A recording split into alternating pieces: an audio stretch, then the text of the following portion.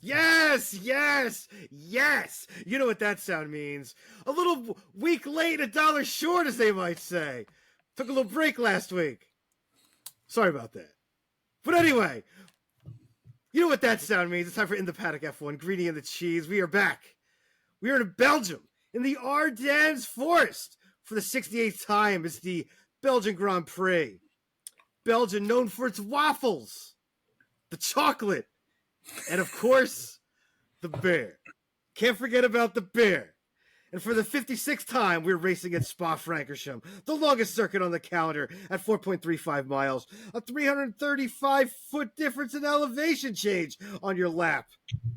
In those legendary corners like Eau Rouge, Raidillon, Le Source, Pouhon, to name a few. 19 corners, 2 DRS zones, even the full beans for 68% of your lap.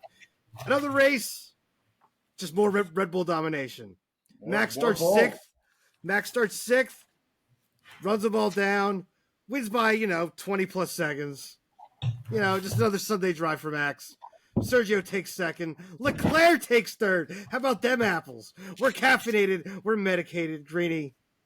Good afternoon, sir.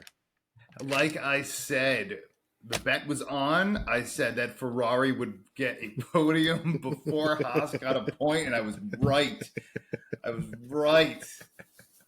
You said no way. I said no. I said I will have to go back to the tapes here, but I'm pretty certain I said Ferrari will probably get a podium before Haas gets a point. Let's be real. We'll go back to the videotape on that one. Greedy the Cheese in the Paddock F1. Yeah, we had a little kerfuffle last week with some of our audio and equipment and timing and all that. So I think our first episode in 3 years, we weren't able to get up for you guys. But we are back. We are at Spa, and it is officially break now as of about 2 hours ago when the race finished up. So we are officially on break. But before we go to break and before we head off to Zandvoort, which is apparently another one of Max Verstappen's 7 home races.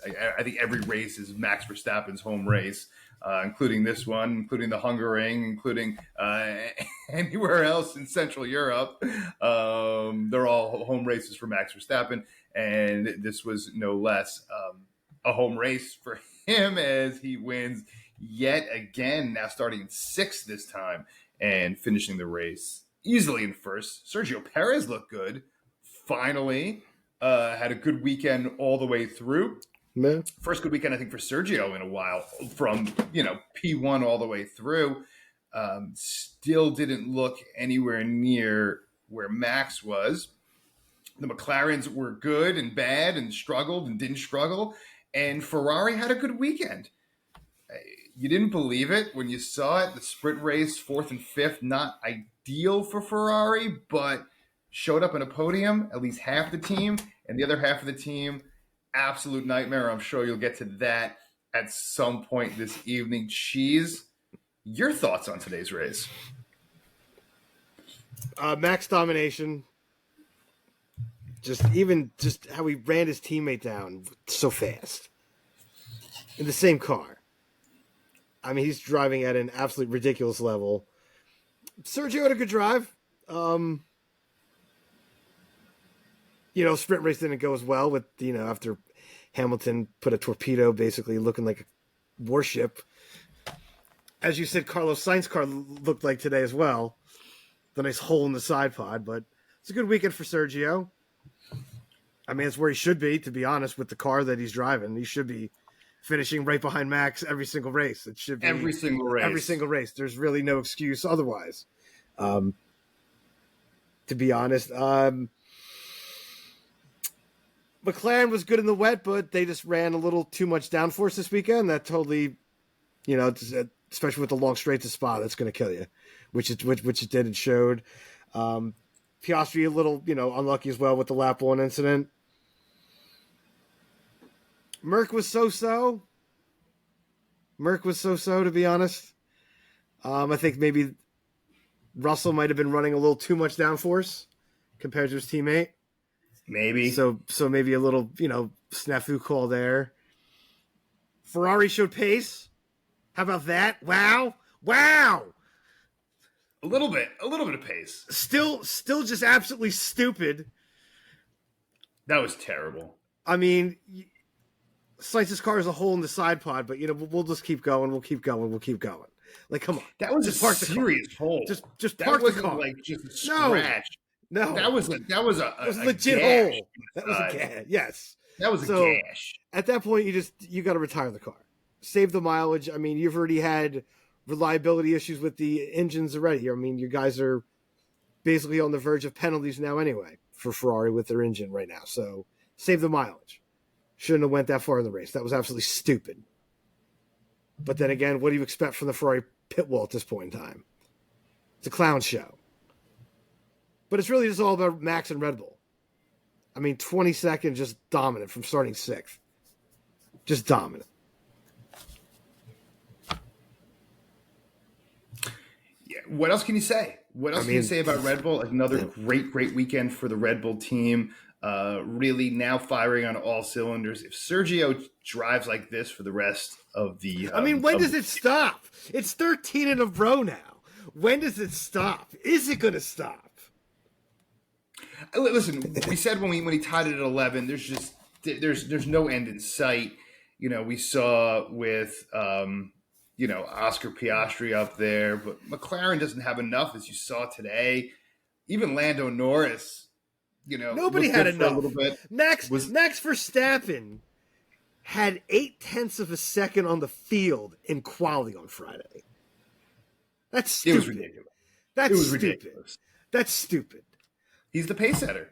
Max Verstappen is the pace setter for everyone. It's not just the Red Bull, but you have a situation like you had with, I would say, Lewis Hamilton in 16, 17, 18, where you just had the best driver and the best car. When you have the best driver and the best car, it just makes it impossible to stop. And it's not even the best driver and the best car. The reliability level and nothing against Lewis Hamilton in his prime, but Max Verstappen, who was once known to not have composure, has increased his composure year over year. Oh, absolutely. His composure, he does get fired up. He does get, I think, more and more now over the radio. He's getting more and more fired up on the radio, as you may have heard, especially over the last few races. He's been getting really fired up, especially for someone who's won, 7 in a row, 8 in a row now. So, and team 12 in a row, unbelievable. 13 now in a row. How far can they go? Who's going to beat them? The only one that could beat Red Bull right now is Red Bull. It's Mechanical failure. Yeah. Something going on. Yeah. Max coming out of 6th and just easily winning that race. And as well as you saw, even in lap 1, how quickly Sergio Perez took the lead in the race. It was very quickly. He blew right by. Well, the lead. Well, it's Spa. You do not want to lead out of the first corner in Spa. You want to be second. You want to be second heading into a Rouge, heading out of the Camel Straight. Absolutely. And going through a Rouge, if you're first, no matter even if Max Verstappen would have been first, and Perez would have been behind him, Perez would have passed him, because that's just what happens. You're sitting duck in your first if you're first heading into a Rouge. Absolutely. But Sergio Perez didn't look back. No, but he didn't get off to he was only 3 seconds ahead of, Leclerc when Verstappen made the pass. Then Verstappen passed him in what, 2-3 laps? It was coming from 6. Just reeled him in like a fisherman reeling in a shark. I mean, that's what it was. He just reeled him in a couple laps. Just was running, 0.6 of a second faster almost every lap that Perez was running at that point. And just ran him down, made a quick, smooth, easy pass on the Camel Straight, sat back there, relaxed, smooth and easy. I'll see you later. I'm off to a Sunday drive, and I'll see you guys in 20 seconds. I'll be at the winner's circle. I'll be at Parc Ferme waiting for you guys for half a minute. Didn't take long. That was for sure. Not at all. Listen, wild race today. Wild weekend. I don't say wild race today, but a wild weekend. The sprint race was out of control, ending up with 11 laps. Everyone coming in for those inners, just wild. It was an absolute wild sprint race. And overall, and we'll get to this later on, but the dangers that exist and what we saw, with Danilo van Hoff earlier, if you haven't seen earlier this month at Spa, him unfortunately, passing away in that terrible, terrible accident at the Camel Straight. And, you got to go back to 2019 where, what's his name? Anthony Hubert, who passed away, F2 driver, also at the Camel Straight as well. Lando Norris had that terrible accident a bunch of years back in the same area, and it's wet. That George Russell, who's part of the director's team regarding safety and on the driver's perspective and the from the driver's end, he really, really was pretty adamant that they shouldn't race if it was going to be rain. We didn't see much rain today, this afternoon, but we did see rain all weekend. What did you think about the wet conditions during the sprint race? I know they held the race for a while. They pushed it back. But talk to me about the rain really Thursday or really Wednesday evening all the way through last night and how that affected the race and what they should have done, what they didn't do. What about the weather? I think the FIA handled it exactly the way they have to handle it. They delayed it. The problem is, it's not that it's wet. It's the tires for an F1 car in wet conditions throws off so much spray, and the drivers can't see. That's what the issue is. That's when Hubert died. He was in a crash and he got hit by somebody else because they couldn't see in the wet. Same thing happened earlier in the month. It was wet. People can't see. That's the issue. It's the amount of spray these tires throw off. That's why they delayed it. That's why they had the drivers go out and do a few laps because nothing moves more water than an F1 car's tire off of roadway. That's why they ran a few laps, had the cars move the water off because they just throw that much water off. I forget the amount of gallons that they throw off per second for an F1 car, but it's ridiculous. But yes, they had to delay it. That's what they did it, and that's why the delay was done. I think the delays were done correctly. Just keep holding it until weather passes. Spa's very dangerous in that regard too. Spa also dries very quick. So if you get the cars out there for a couple laps for extra formation laps, I don't really think it, could it have changed the race? Maybe the sprint, if you're could have been drier quicker, could have had another extra pit stop, people going to dries later if you had the full 15. But you have to, as Captain Safety, you got to lay on the side of safety. And that's what they're doing now, especially at Spa. They've had a lot of deaths at Spa. Yeah, I mean, there's even talk that Eau Rouge and Radion are going to be changed. Yeah, a lot of death really isn't like your best marketing appeal. No, for anything. No, there's been a lot of death there, so we're looking into it. Yeah, this isn't Action Park, and it's almost as dangerous as my childhood and your childhood theme park, where people were carted out in ambulances on the daily. We don't want that happening as well here in Spa. And listen, it's been a dangerous track for many, many years, going all the way back to the start of Formula One when they had the long track. It was like 8.2 miles when it went all the way into the woods. And you got caught out there. They were never finding it again. I mean, you were out in the middle of nowhere. There was no grandstand out there. You were in the woods. And accidents happened, and it took 15 minutes just to get out there in those situations. So, yes, we've seen a lot of serious injuries, crashes, and unfortunately death all the way back from the 1950s all the way to today and this month. And it's something that we thought we would get past. And this seems to be, especially the Camel Straight, seems to be one of those last remaining, and the turn going into it seems to be one of the last remaining really dangerous areas in Formula One, and it's something that probably should be cleaned up. And unfortunately, each time we're in a cleanup situation, it's because someone has passed away. Listen, we got a lot more going on tonight. We got winners, losers, and of course, momentarily, we will have the Quizmaster's Cockpit. Greeny and the Cheese in the Paddock F1. Let's do this.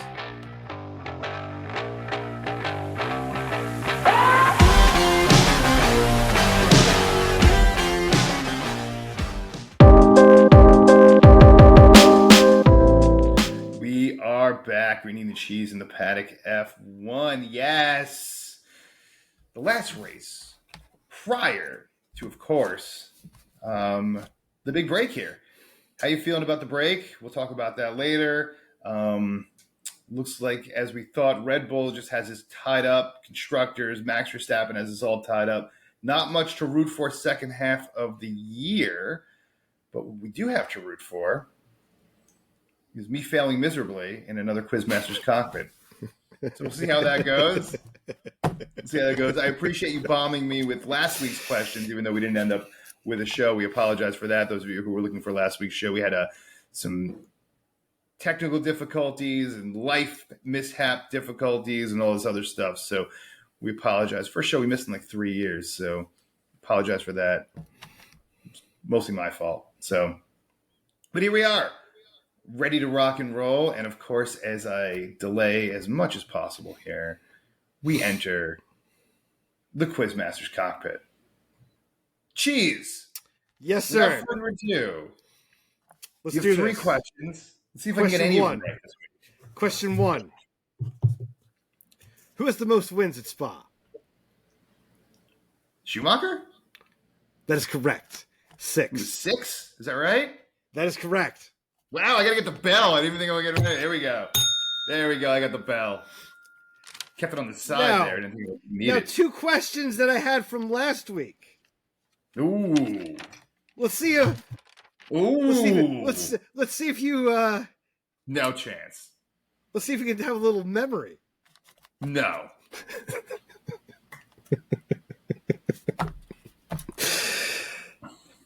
Red Bull are now at 13 wins in a row. McLaren had the last record at 11 in a row. What year did that occur?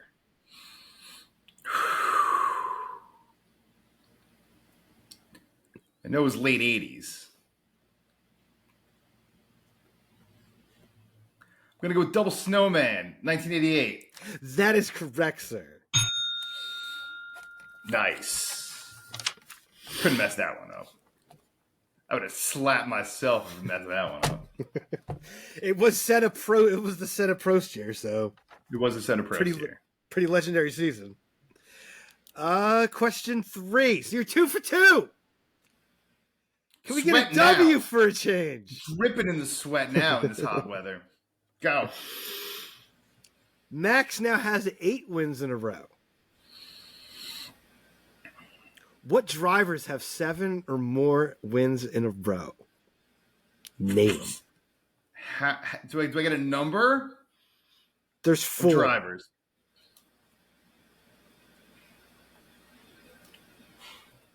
Oh, I know some of these. Alberto Ascari, 1952 to 53, I believe. Yes. Did it both years. Yeah.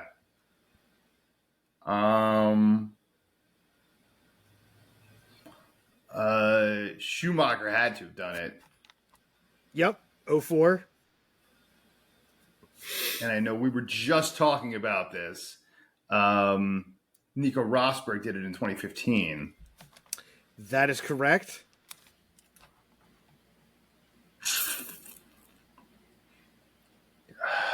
One more. I don't think Senna did it. I don't think Lewis ever did it either. Nope. Thank you for the hints. Shoot. Who else? Sebastian Vettel? That is correct. Wow! He It also has holds been the a most while, wins. sir. Also holds been the a most while, wins in a sir. row. Seb also has the most wins in a row at 9. So Max will be going for that at Zandvoort when we come back from break. But Yes, that at is the his, first time And his home in race. in a very long time. You win the Quizmaster's cockpit. Therefore, Wow. we go to winners first, sir. For Yeah, a it's been a change. while. Wow. Wow. Winners for me. I'm going to give it to Charles Leclerc. Getting on that podium's huge. That's huge. Absolutely. Showed a lot of pace all weekend. absolutely gets the winner this week. And they've been off the pace for a number of weeks here after the start of the season they had. Aston Martin, 5th and 9th. Getting back on the pace a little bit there because they've been pretty awful for a number of weeks there. Double points. Sure. That's big for Aston to get back. Especially for Alonso back in the top 5 again. Mm-hmm. Yeah. Well, beginning of the season, we were, talking about them possibly winning a race, and then they just fell off the map there for a while. But 5th and 9th, got to give it to him. Lance Stroll in 9th, too. How about that? Probably didn't have the best pit strategy there, making him stay out for the rain that never really came. So he definitely lost some spots there in that regard, but he still got back up to the 9th. So good drive from Lance. And those will be my winners. How about Alpine showing something, specifically Esteban Ocon after gutting their staff there. I guess people woke up a little bit after the pink slips come out and people start getting fired. That's when you start waking up. So got to give it up for Alpine. They made some major personnel changes this week in the front office and came away with Esteban Ocon coming 8th, 14th to 8th. +6 on the grid, biggest gainer of the day. And I know Pierre Gasly ended up in 11th, but he podiumed, I guess. Like it's a podium in the sprint race. So I guess, points there. Is that a podium or whatever it is? Yeah, it's a something. This is something, race. I guess. Do you get hardware for that? You get a trophy? I don't think you get like a medal or something. I don't know. Medal. Some kind of ring, something. Get some whatever. Kind of rubbish. So you got to give it up to Alpine because they've been pretty god awful, and they've definitely ended up on our losers list several times. Well, they had back-to-back races. They didn't have a car finish.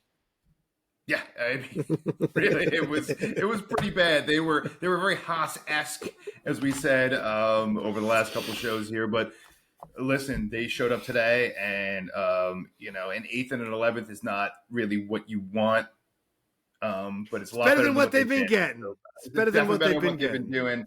And I know Oscar Piastri got squeezed out there in that first turn and ended up ruining his race. But Lando Norris, I know he started 7th, finished 7th.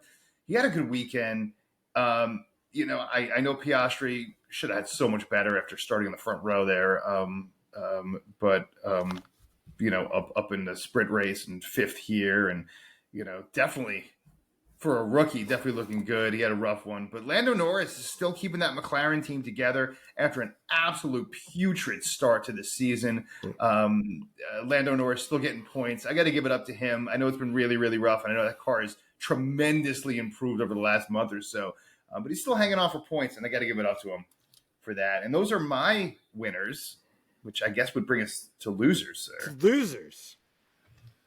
Carlos Sainz's big loser. One, they should have parked the car. Idiots. But your teammate gets on the podium and no points. So that's not good enough. Made the mistake locking it up going in the first corner as well. So that just set off a bunch of things. And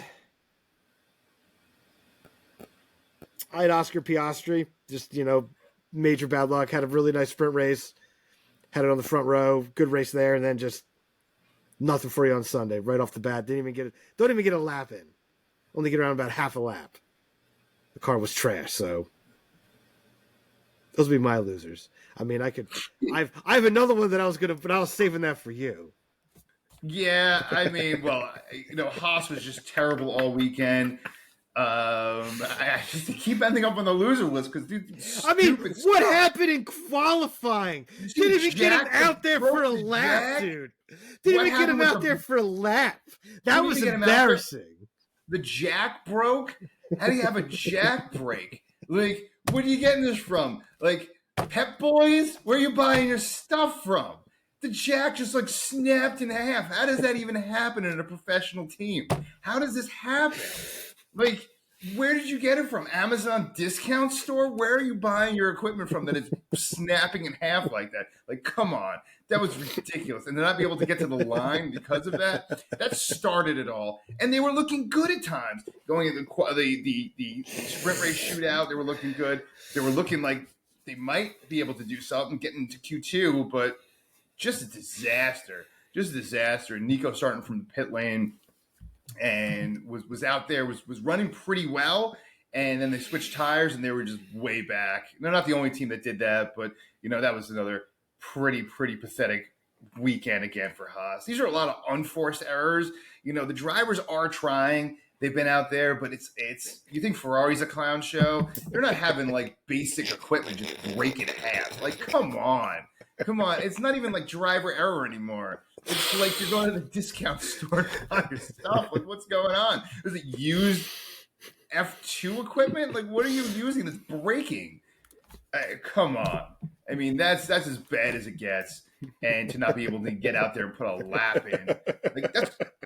I'm not saying that you're gonna get a top 10 time every time you get out there, but at least try to get a lap in.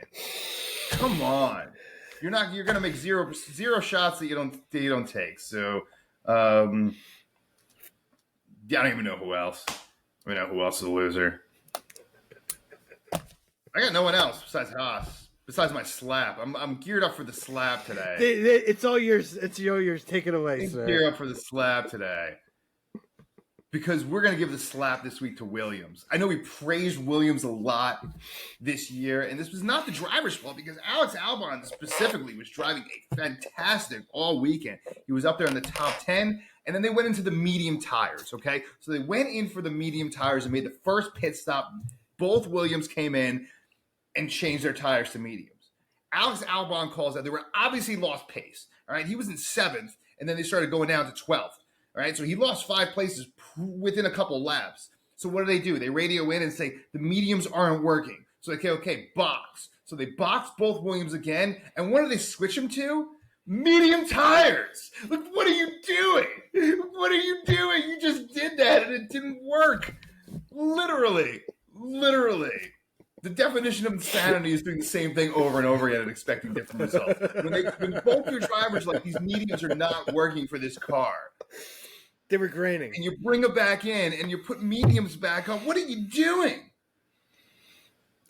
And then 4 tire changes for the Williams. They end up finishing, 14th and I don't even know. Sergio Perez 17th? Yeah, something like that, yeah. Yeah, 14th and 17th.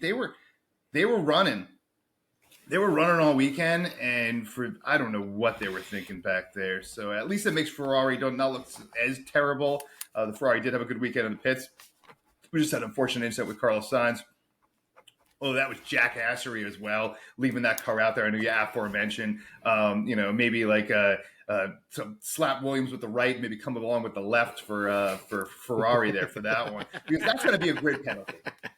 I don't mean to transition to Ferrari's woes, but that's going to be a grid penalty later in the season for Carlos Sainz, and that's unnecessary. You look like someone torpedoed the side of your vehicle here. Just take it off. It's over. It stinks. It happens, though. It happens to the best drivers no matter what. It's happened to the best drivers in the world. It happens. Yep. And that's my winners, losers, and slap for this week. We have a lot more to go, though. Because, sir, as you're sitting there grinning, somebody hit the trifecta this week. One of us hit the trifecta. It's been a while. One of us hit the trifecta. We did it this week in a very, very difficult grid to predict. Listen, it's a very difficult grid to predict every week or every race. This has been probably the most difficult gambling outside of the winner each week, which is just Max Verstappen every week. Pretty difficult, but it looks like we might both be in the black. We'll get to that momentarily. Greeny and the cheese in the paddock F1. Yeah, we'll be back in a flash.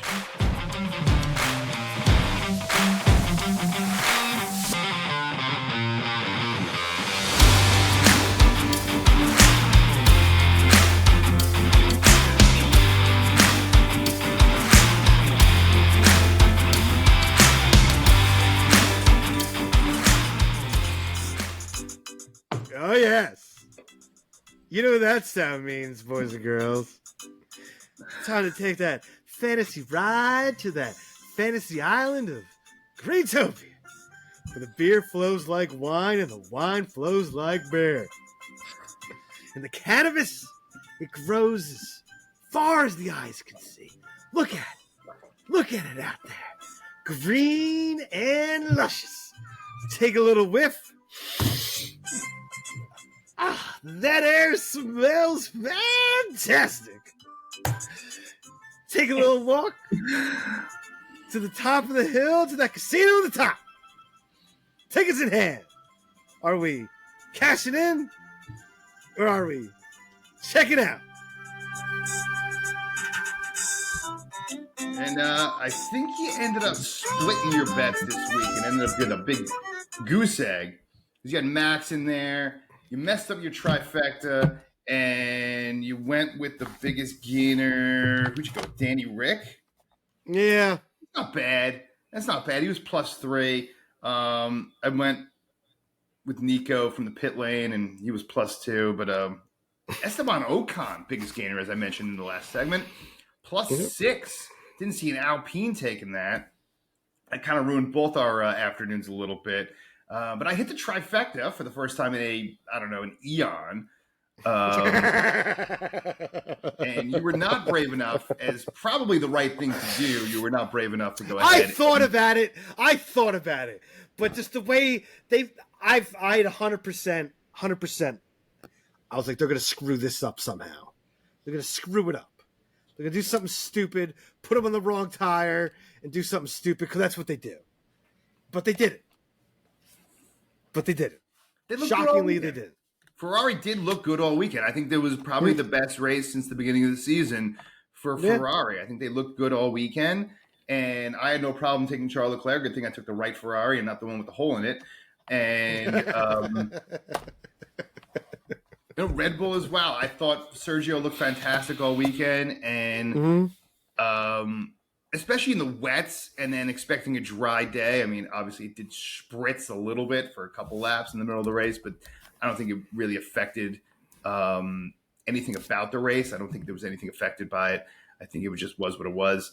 And obviously it affected the whole entire rest of the weekend, made for very dangerous conditions. But, Ferrari pulled through, ended up on a podium for the first time in a while, and 1-2 for Red Bull for the first time in a while. So, especially with Max and Sergio. So there you go. Great day for Red Bull. Good day for Charles Leclerc. Not a good day for Ferrari, but a good day for me, because I have gone back into the black, sir. Out of the red, out of packing up my bags just in time for summer break. So I can have a little extra bucks, greeny bucks, to go spend on summer break here, because my total is 5,150 greeny bucks, and you're still ahead of my 450 up to 5,600 greeny bucks. You're actually remaining pretty steady there, so you got a little bit of a lead. Probably enough. At some point, I'm gonna have to go a little Mad Hatter here, and it's coming. And now it's that we're in always video, coming. I'm going to have to get my Mad Hatter out of the closet here. Was no Mad Hatter this time, but maybe after summer break, we might have to go. I'm going to have to push it here to try to pass you.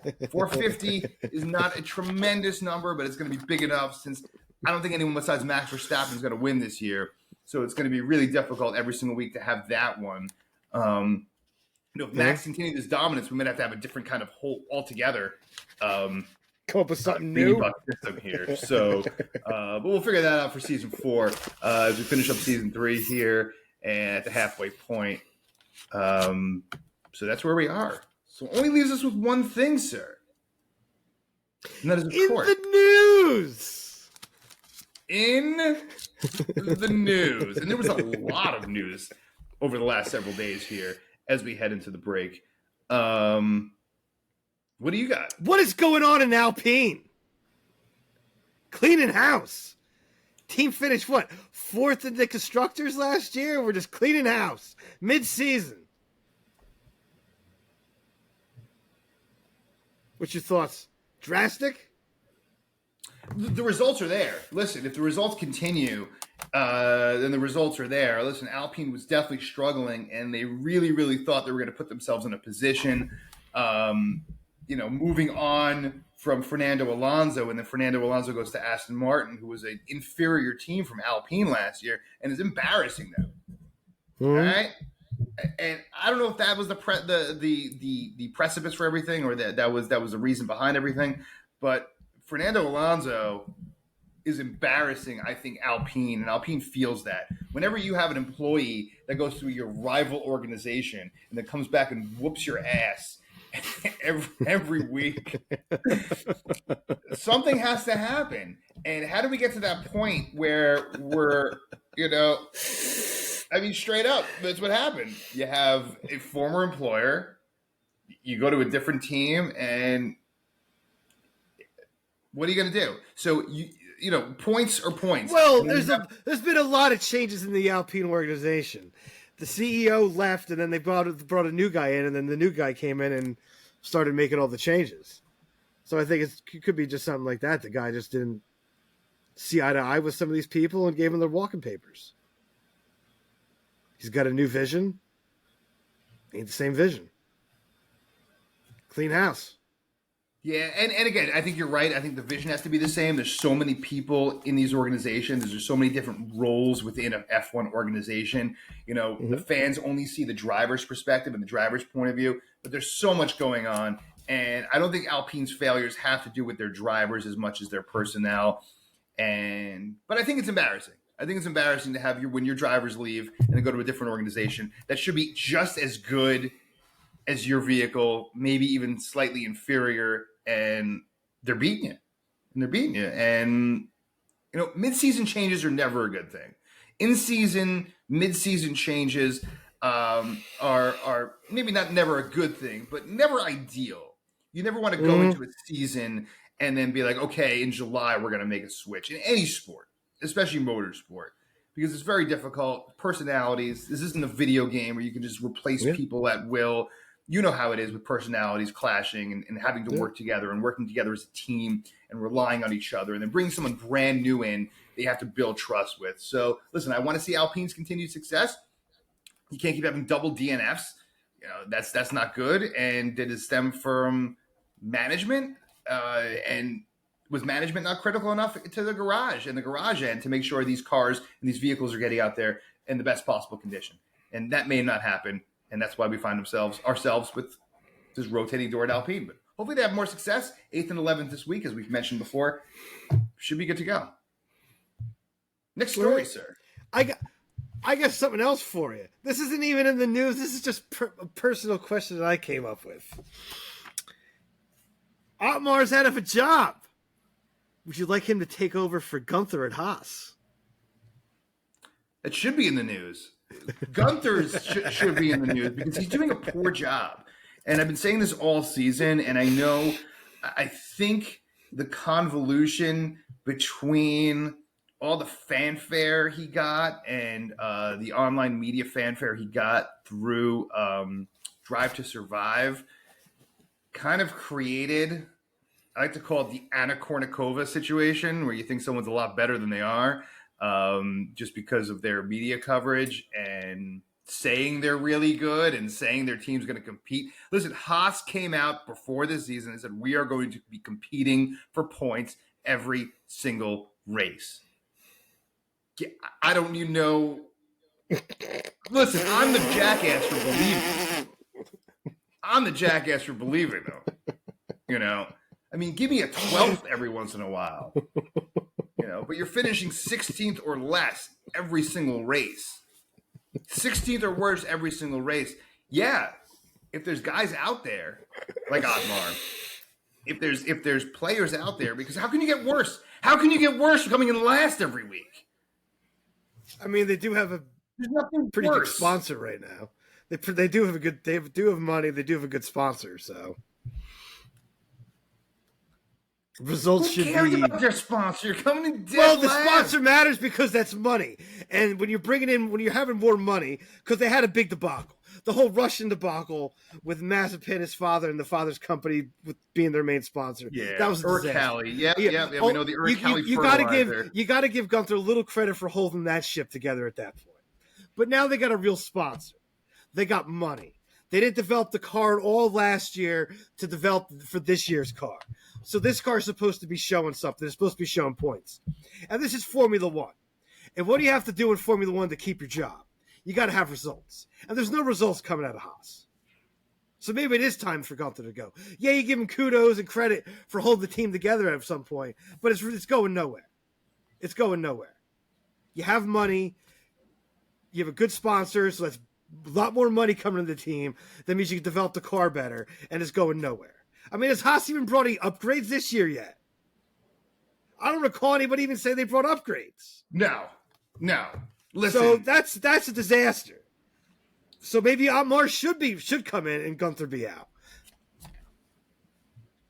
Because it's time to show results. Do you know what Uralkali made all their money on?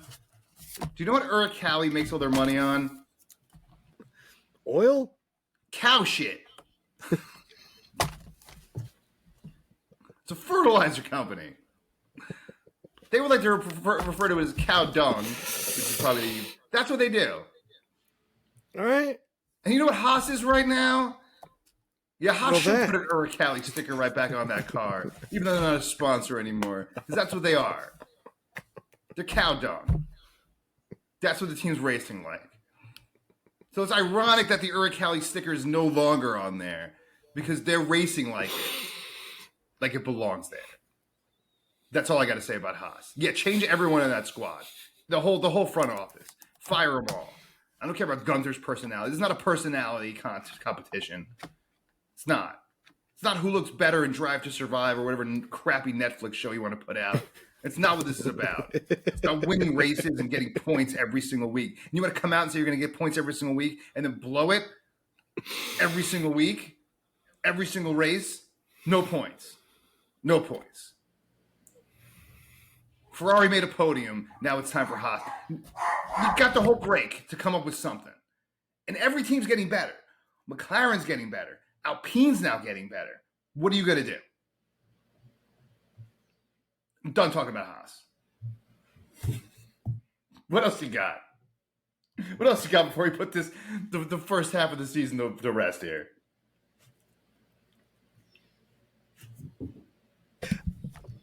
Renault's engine is down power. There's talk of having engines being equal. What's your thoughts on that? A lot of people are for it. I'm sorry, one more time? I missed the question. There is talk of there being equal engines coming into F1. They're going to change the rules to make all engines equal because Renault is down so much power compared to its competitors. What's your thoughts on that? There are people that are for it. Listen, including a lot of big teams. Cars are even. I think the sport is better. I think the best driver, it does take away from the constructor a little bit, a lot. It does take away from the modeling. It does take away from, but also there's this whole fight in Formula One, and most people don't understand and know, the average fan might not know about the time they get in practice and wind tunnel time, which is always a problem every offseason. Who has what track, who was able to get how much time on different tracks. There's a lot of politics behind it. And, especially wind tunnel, which a lot of people don't understand, how important it is to be in the wind tunnels and to get that data back and reduced hours and things like that. And financials and everything like that. Listen, the more money your team has and can generate, the better your team should do.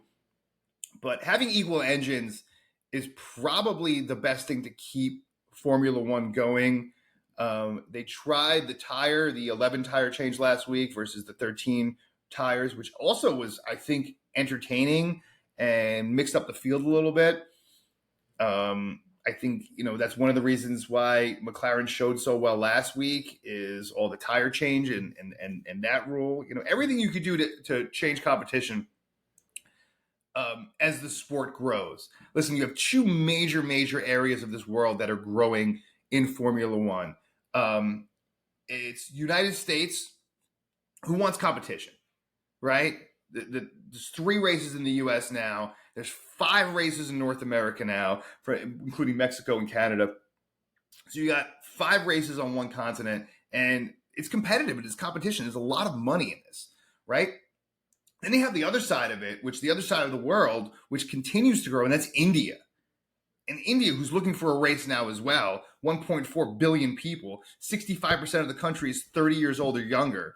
Yeah, they had one and they lost it. But you have that as well. Opening competition to make it more competitive, as well as creating a full competitive season.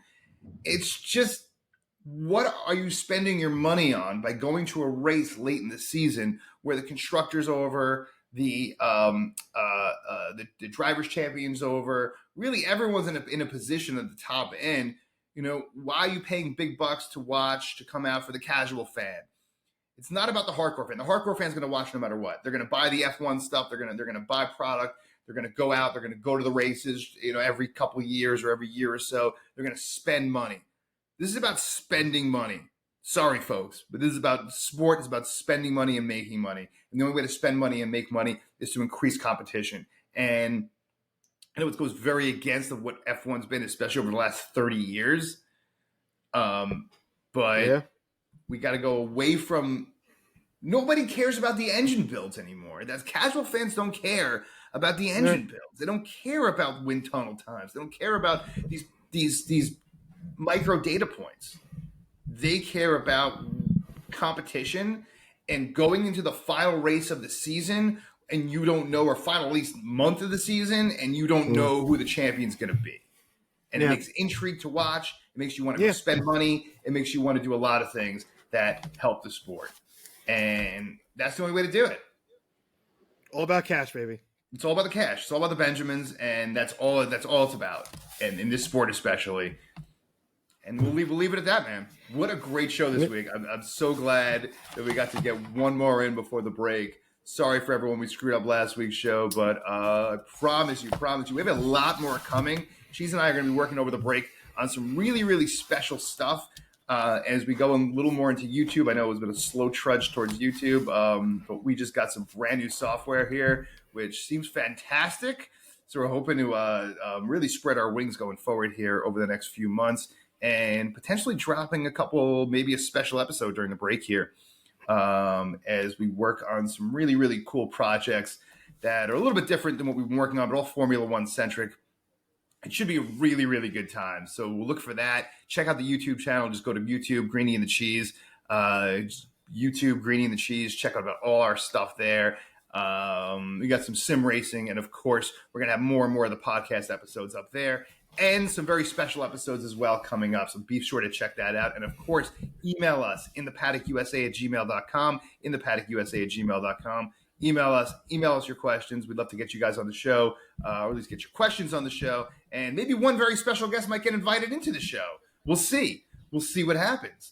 But you can't get on the show if you don't reach out to the show. So we might have one very special guest in our listening audience. Maybe they can jump on in the news 1 week here. So you can't get on unless you email us inthepaddockusa@gmail.com. Check us out. Hit us up on YouTube. Listen to the show. It is free everywhere. We will never ask you for a penny for anything. We will never ask anyone for any money. Please feel free to send money if you'd like. We will never ask anyone. Everything we do is free.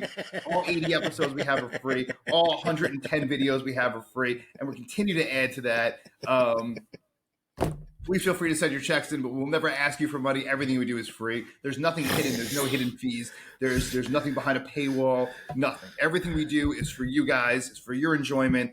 And so please reach out to us in thepaddockusa@gmail.com. And where are we going next? Cheese. Zandvoort in like a month. We're a month away. Pack your bags, and hopefully we'll get you guys some episodes before then, and get you guys some special treats between now and Zandvoort. In the paddock, Greenie and the Cheese. In the paddock, F1, Greenie and the Cheese. We'll see you guys in a couple weeks. Peace. As always, stay medicated, my friends. Peace.